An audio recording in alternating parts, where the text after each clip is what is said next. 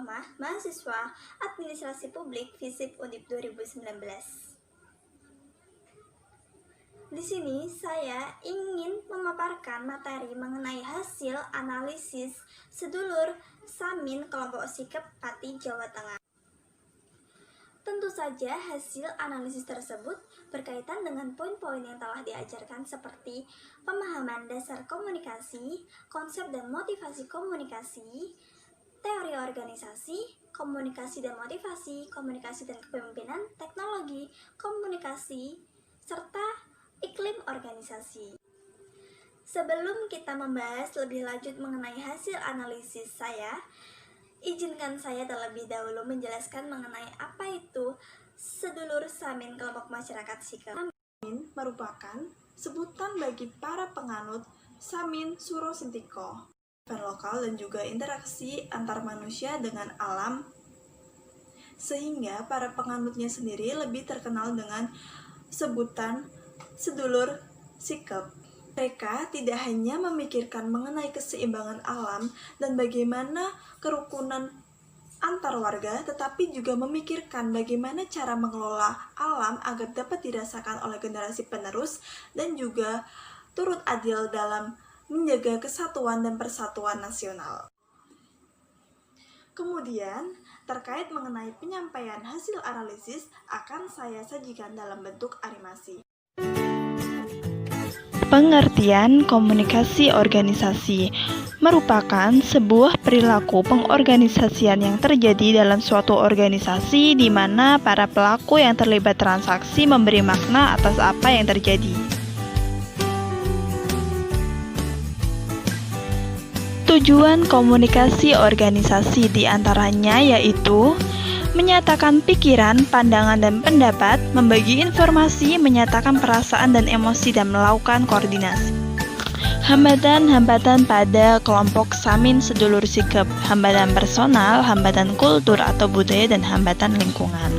Hambatan personal terlihat dengan munculnya anxiety dan uncertainty pada masyarakat Sikep.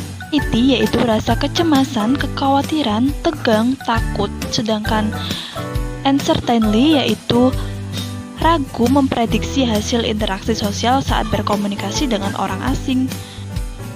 Hambatan kultur: adanya perbedaan budaya tentu akan menyebabkan perbedaan tingkah laku dan penafsiran makna. Hal ini karena masyarakat Samin tidak mengetahui orientasi budaya luar, sehingga komunikasi tidak efektif serta penggunaan bahasa yang campuran. Hambatan lingkungan: masyarakat Samin memiliki aktivitasnya sendiri dalam permukimannya sehingga mereka jarang keluar dari permukiman. Model komunikasi sedulur Sikep pada saat melawan pembangunan pabrik semen yaitu komunikasi transaksional yang menekankan pada pentingnya peran pengirim pesan dan penerima pesan dalam komunikasi dua arah. Dan juga terdapat negosiasi makna. Hal ini seperti yang tertera pada video, yaitu informan mendatangi rumah ke rumah penduduk untuk menyadarkan mereka. Teori organisasi pada masyarakat Samin saat melakukan perlawanan pada pihak semen menggunakan teori struktural klasik atau tradisional, yang mana menekankan pada sentralisasinya pemimpin dan juga spesialisasi pembagian tugas serta rantai perintah yang jelas, serta adanya kesamaan kepentingan. Adanya penentangan kelompok masyarakat Samin sedulur Sikep menentang adanya pendirian pabrik semen karena dianggap akan memberikan kerusakan terutama pada tanah dan air yang digunakan sebagai kehidupan sehari-hari mereka.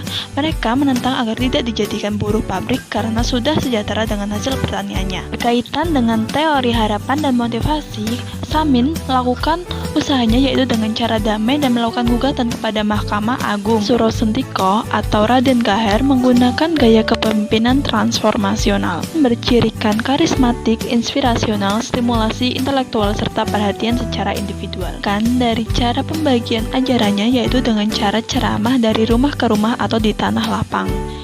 Samin Suro Sentiko mengajarkan pada tata cara pengaturan perilaku dan juga sikap mental serta pranata mangsa kepada pengikutnya. Tujuan teknologi bukan berarti masyarakat Samin merupakan kaum tertinggal. Hebatnya, kaum Sikep tetap melaksanakan ajarannya di tengah arus modernisasi.